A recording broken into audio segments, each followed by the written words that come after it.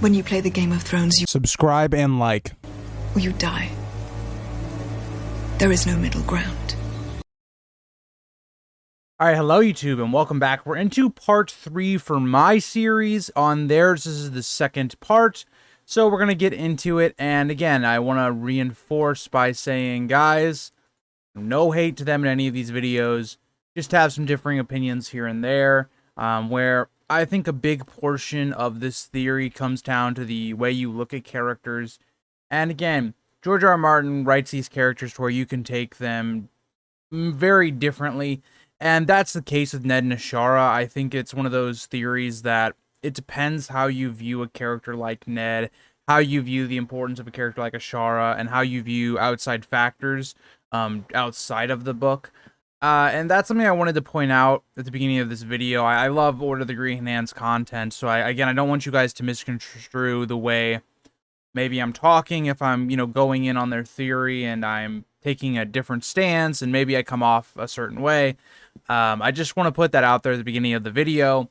Also, go subscribe to their channel as always and watch this video in its entirety without me interrupting it, because again, the first video is only 20-30 minutes long. I ended up doing over an hour worth of recording. So again, if you want to see this uninterrupted, I would definitely watch that. And with that said, let's get into the video. This video will probably also be split up into 2 as well. So make sure you guys are subscribed to this channel if you want to again see the rest of my reaction to this. And let's get into it. To A Song of Ice and Fire. In Part 1, we set forth our new and improved timeline leading up to Jon Snow's birth, including what we know the So let me just kind of review from my point of view, since I actually did 2 parts. So the last time you guys would have seen my first part of this would have been like a while ago. And I recorded those back to back, so this would be a good refresher for not only me, but also you guys.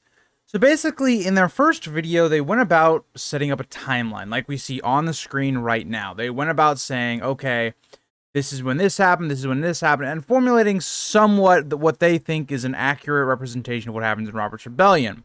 They ended up making the claim in this that I didn't really like in the last video, that it's not feasible for Jon to be Dany and Rhaegar's, and I kind of made a counter argument saying that it's actually very plausible that it did. We see that this right here is probably when Jon was born. If you go all the way back, I mean, it's just basically Rhaegar and Lyanna had to have sex anywhere from like here or back, which is very feasible. So I didn't really get the point there. Maybe I misconstrued what they said, but that's kind of what I thought. We haven't really got into some of the evidence getting into Jon as an actual character yet, and I think we're probably gonna get further into that in this video. But yeah, so let's continue with what they're gonna say. characters in our story we're up to between the key events we used as points of reference. The bottom line is this. Enough time passes between Harrenhal and the start of Robert's Rebellion for Ned and Ashara's budding romance to block. And again, I don't want to argue that point, right? That's not a point I'm going to argue. There is a chance that Ned and Ashara did hook up. They had some relationship. I think it's probably more likely from my point of view, and I know some of you guys didn't agree with me on some of the other parts, that I think it's just as likely, if not more likely, that Brandon had a relationship with Ashara, not Ned, because it fits Brandon's character more than it does Ned's, in my opinion. But again, that's up to how you interpret characters.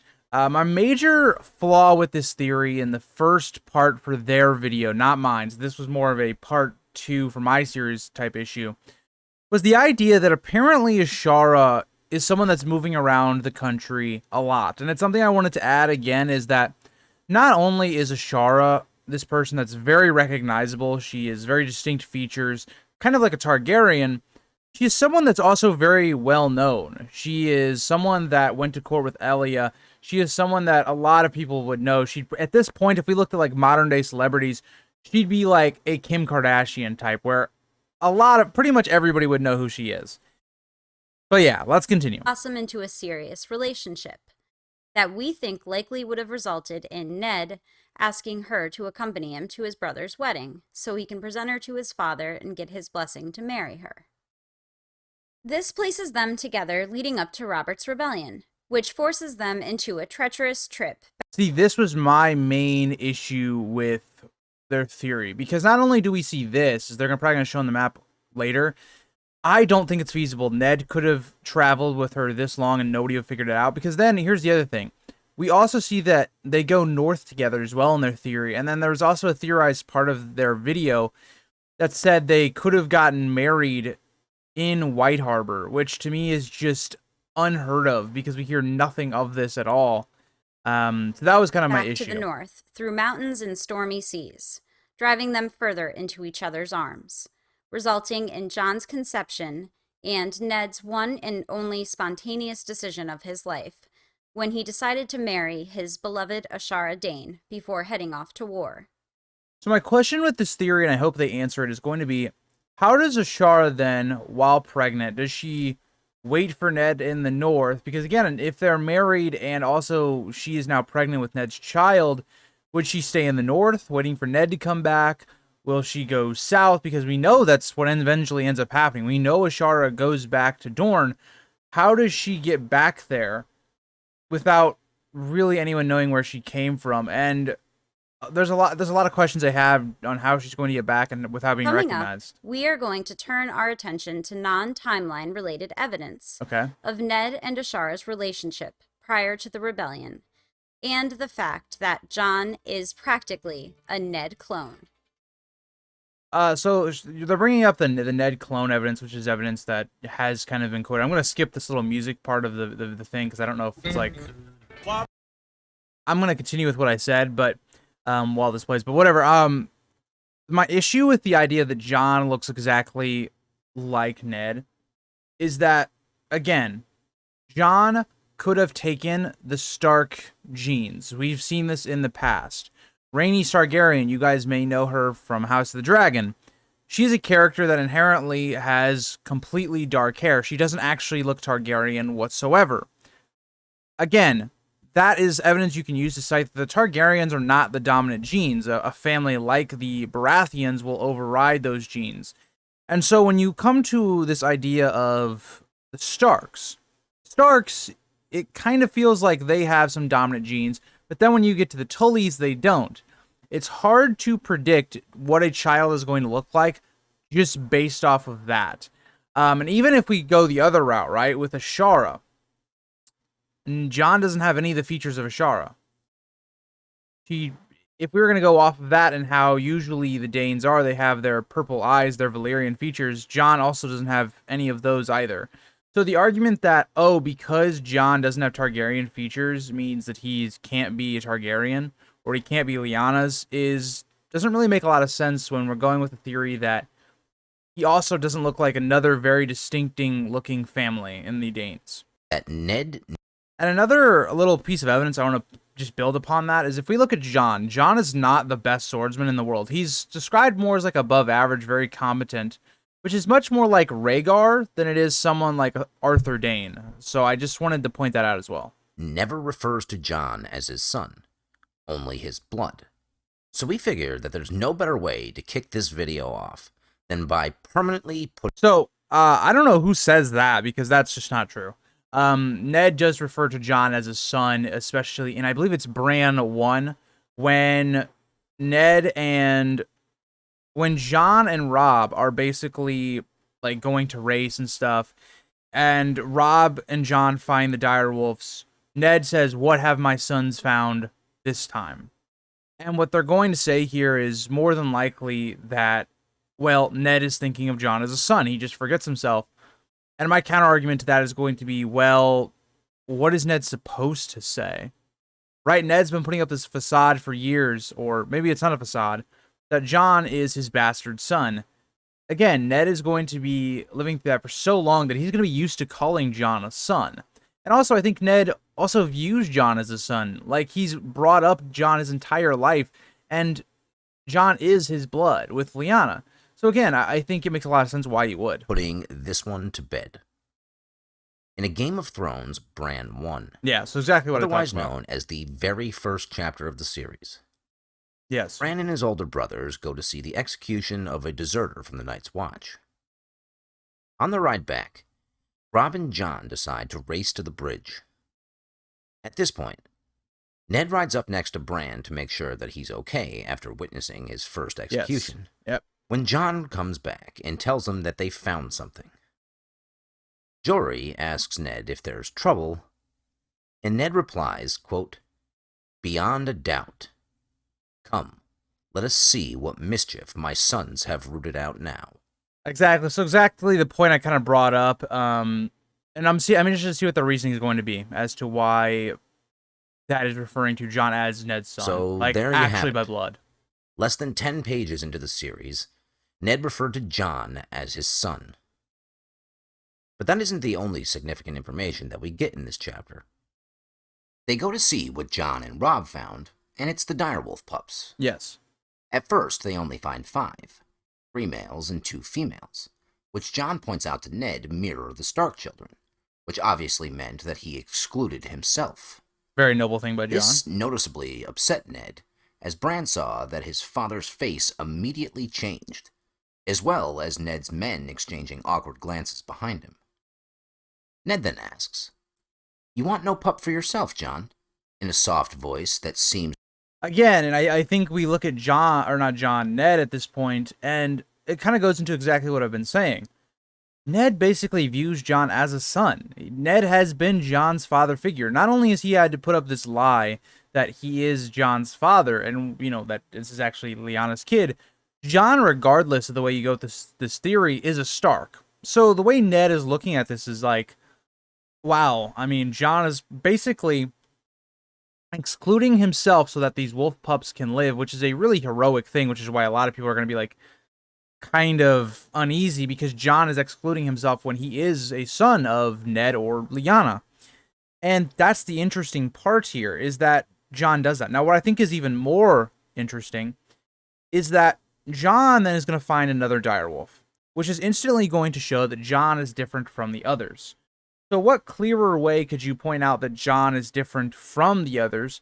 That he is, yes, a Stark, so he is the wolf, but he's not Ned's son. He's actually a different Stark, relating to more of a different type. Now, the argument here is probably going to be used is the idea that the wolf is quiet, like Ned. So you could maybe make that argument. And I think that's a fair argument to make. I think this is very subjective to either argument. to have been used to further demonstrate that the idea of Jon not getting a pup bothers him.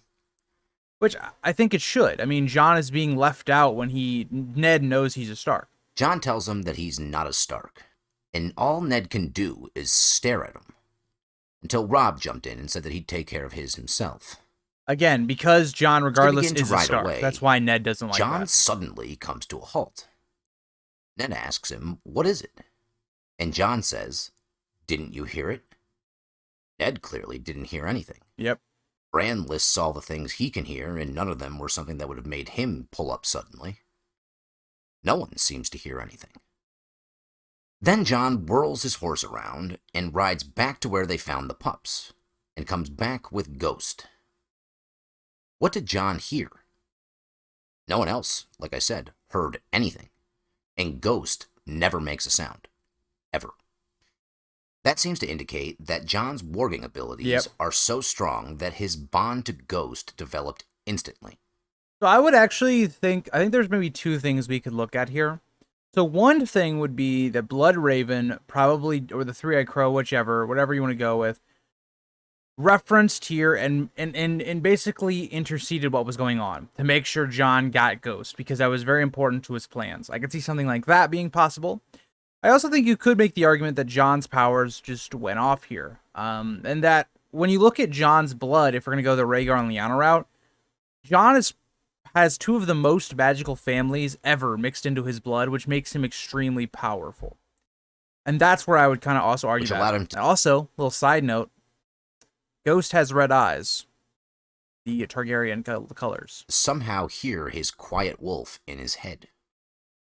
In other words, Jon's bond to his direwolf is stronger than his siblings.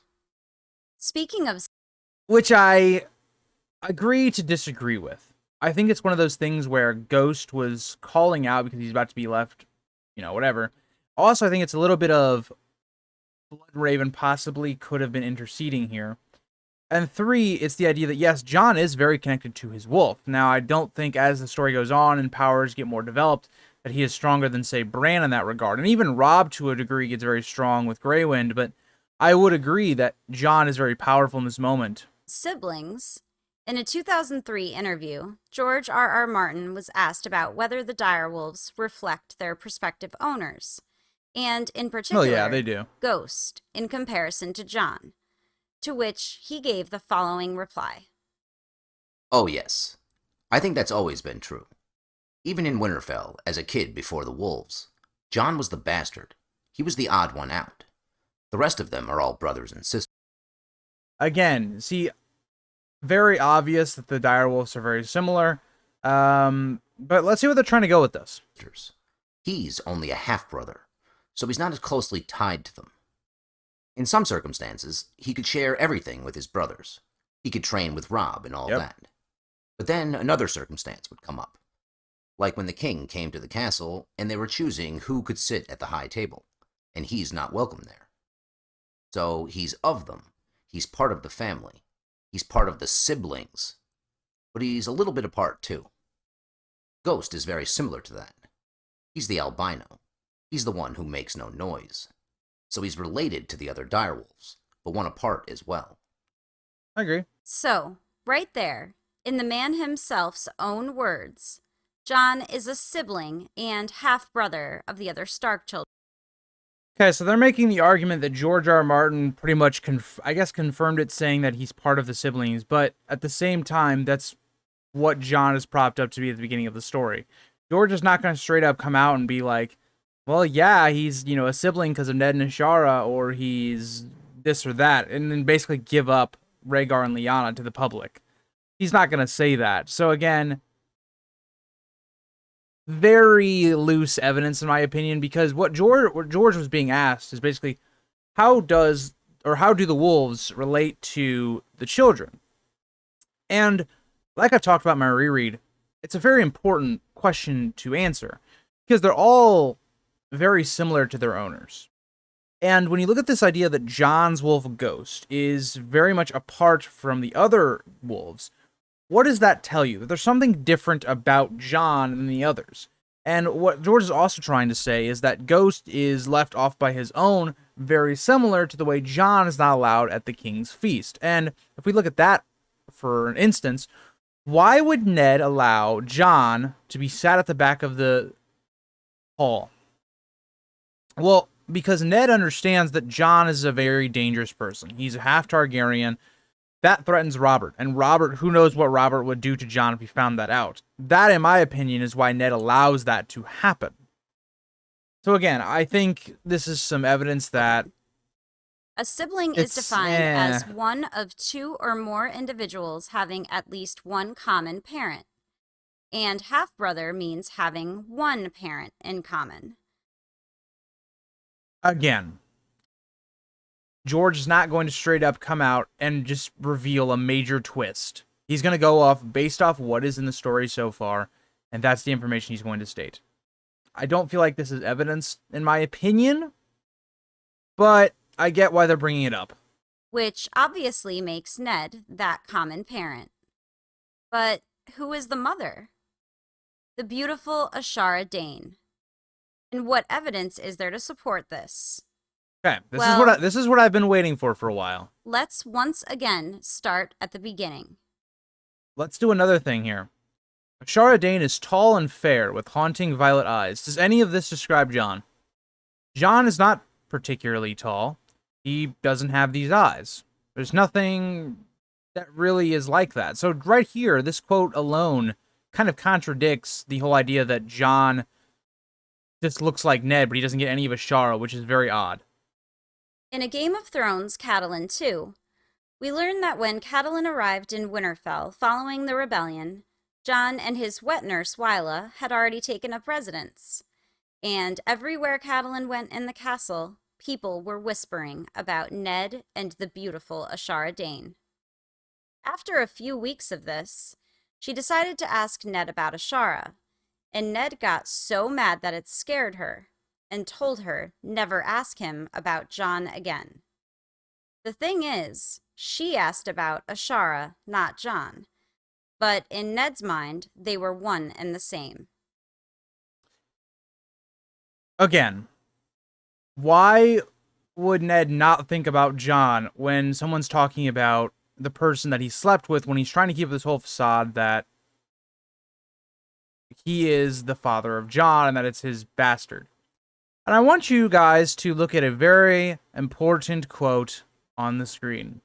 We just got done talking about how Ned uses the words, "my sons." And let's remember, when Catelyn asks this to Ned, it's very early on in their relationship.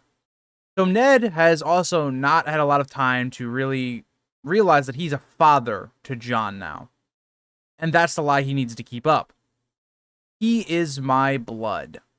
That doesn't say he is my son, he is this or that. It says he is my blood, which implies he's Stark blood and nothing more.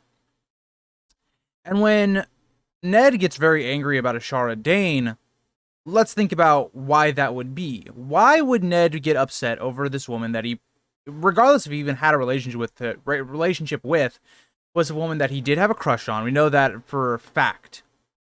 It was someone that he probably cared about. It is someone that, when Ashara Dane is brought up, he now has to remember how Arthur Dane was probably killed very dishonorably, which is the reason that they had to take the sword back, which is not a great memory. Which then also relates to the memory that his sister dies in this tower.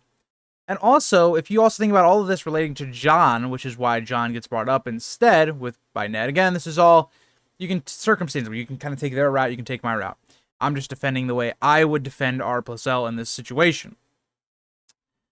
Jon is someone that, again, if his parentage was revealed, if Catelyn did more snooping into what happened there and somehow came to the idea that it was Rhaegar and Lyanna, very dangerous. And another point I want to bring up, this is one of the 5 times Ashara is ever mentioned in the books.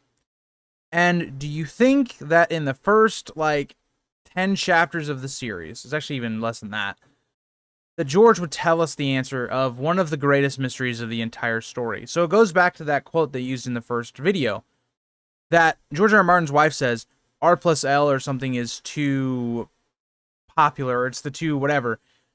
George R. R. Martin then would not go with this one, where it's the one that's told to us. It's the one that it's on face value that the populace believes. So that's my main issue with this evidence to me. I know it's evidence they were going to bring up. Where she heard this rumor. And as far as Catelyn knows, Ashara's name was never spoken in Winterfell again. And let's also think about the context here. People are going to be talking about Ned and Ashara's relationship, if they even had one, that Ned was this guy that basically got Ashara pregnant, took her child, and then Ashara killed herself. I think it makes a lot of sense why Ned would want to shut down those rumors. If Ashara wasn't a big part of the secret Ned is keeping from everyone, why would he forbid everyone at Winterfell? Which, again, I just described why he would want to, but either way, Ashara Dane, even if she isn't the mother of Jon and all this, is still a part of this entire thing that happens, because it's part of Jon's facade. He wouldn't. That by itself all but confirms that. But the same argument could also be used. Why does Ned keep Ashara so secret on being Jon's mother? I don't know. I don't see it. That involves Ashara. Catelyn seems to think so too. She, on multiple occasions, 14 to 15 years later, still wonders about Ned and Ashara from time to time. She is not the only one, however. In A Game of Thrones at R12, Cersei throws Ashara right in Ned's face when he... They better slow down or they're going to run out of their Ashara lines, because we've already used 3 of them, and there's only 2 left. Confronted her about all of her children really being Jaime's. She point-blank asked him if Ashara killed herself because of the brother he slew or the baby he stole from her.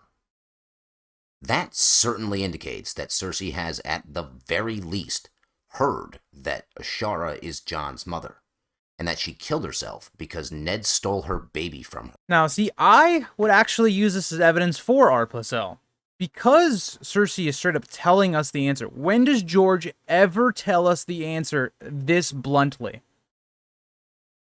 The biggest mystery, and one of the biggest mysteries in A Song of Ice and Fire is who's Jon's parents. And you think George is going to straight up be like, yeah, it was Ashara, guys. Cersei basically just said it. That's not how it'd be. It's just not, and that's why I have a hard time with this theory. When it's blatantly told to us like this, it's the same thing as Littlefinger. If we get told Littlefinger plan, it's not going to happen that way. And when you just look at the context of this, Ned is built up to be a character that is better than all of these people, like Jaime, Robert, and Cersei. And he has to lie to protect his sister's child. And also, it's this stain on his honor that's very poetic for him, that this action that is seen by many as his most dishonorable thing is actually his most honorable thing that he did to his sister in keeping that promise. I think that story and that theme for Ned is much more compelling than Ned and Ashara ever will be. When George was asked about this exchange in 1999, he explained that Cersei was trying to make Ned mad. Which brings us to a few other instances that we see Ned get mad in the story. Which again makes sense from Cersei, right? The idea that you're trying to make Ned mad, trying to fire back. And again, why wouldn't Ned get mad over that? It makes perfect sense, whether that's true or not, and I would tend to think it's not true. But the idea that there was a rumor that Ned liked Ashara, and we even see Ned dancing with Ashara because of Brandon. Ned obviously had feelings towards her, so it's a low blow from Cersei either way. And if we even want to use Cersei and Catelyn as evidence, right, as the two people that think Ashara was Jon's mother, these two characters are shown constantly that they make bad decisions and are not smart. So Catelyn and Cersei being the main evidence for this theory, probably not great. The first is one that we just talked about. Yeah, which we already talked Catelyn about. tells us that the one and only time that Ned got so mad it scared her was when she brought Ashara up. Then, on Ned's trip south, Robert said that whoever Jon's mother was, she must have been a rare wench to get Lord Eddard Stark to forget his honor, even for an hour. Think about that, because I talked about this in my reread as well. Think about the irony of this statement that Robert makes if it's Lyanna. If she must have been a rare wench to make Lord Eddard forget his vows and all that, right?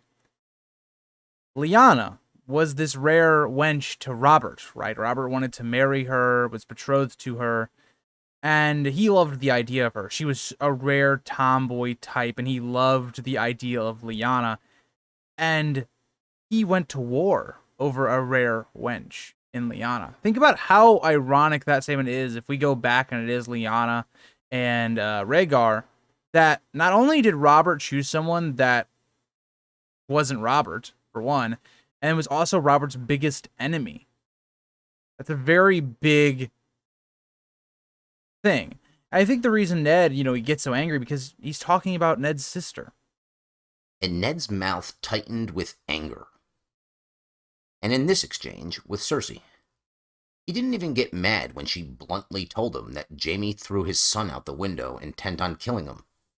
When she brought Ashara up, Ned decided that this conversation was over, and he responded by issuing his threat that he was going to tell Robert and informs her that he doesn't want her children harmed, so she needs to get out of Westeros and never come back. So, in each of these cases, the moment Ashara is brought up, Ned gets mad. People don't get mad about things that they don't care about. Again, which I agree with them. I mean, Ned would not be getting angry over Ashara if he didn't care about her. But I mean, again, I think you look at the context of Ashara, like I've talked about, I beat to death in this video. There is other reasons why Ned would be pissed off that people are bringing up Ashara more than just, tells us she was the mother of Jon. That right up to the end, Ashara was someone that Ned cared deeply enough about, that the mere mention of her name or a reference to her that he deemed less than flattering was enough to instantly piss him off. So it seems clear that Ned had strong feelings for Ashara, right to the end. I would agree with that, and I think that's where we're going to leave today's video. Again, this video, we only got 10 minutes into this video. This video is still going to be close to about 28-30 minutes. I just have a lot to say on these videos, and I think a lot of the evidence they bring up is very subjective, which you can also say for R+L evidence. I just think, for me personally, the logic works a bit better, and I like the way the themes of the story go. with that side of it than this side of it. So there's a lot for me to explain when it comes to the points they bring up. And I enjoyed this part much more than the last one, because the last one was a lot more put timeline together, say events, and there was just evidence in that video that I just couldn't even really see their side of. And on this video, I saw a lot of the evidence, and I knew it was coming. It's the common Ned and Ashara evidence that's used. So I knew it was kind of coming, and I've argued with people on streams, YouTube. You know, I've done a video breaking down Ned and Ashara, and a lot of the evidence they talked about in this video, I had in my own video about Ned and Ashara. And, you know, I think they have reason to believe the claims they're making. I just think a lot of them are very subjective. And I think, again, they keep trying to quote either George R. R. Martin or George R. R. Martin's wife, and the evidence to me just doesn't work majority of the time, especially the one they use today. They're basically saying, George, tell us that it's Rhaegar and Lyanna, like, without writing it in your book. Like, why would George ever do that? Like, George is obviously going to go with what is on the books, and he's not going to spoil things before they've happened. Whether that's Ned and Ashara or Rhaegar and Lyanna. It just... Okay. And then the one last week, I've talked about how, honestly, they've kind of contradicted that point in this video with how many times they've said, oh, yeah, Ned and Ashara is the one we're told is the true one. Well, if that's the one we're told, that's the most simple theory, more or less. So, I don't know, but thank you guys all for watching today's video. Again, check out Order of the Greenhand series and this video specifically. I will have it linked in the description. And I'll see you guys all in next week's video. Bye, guys.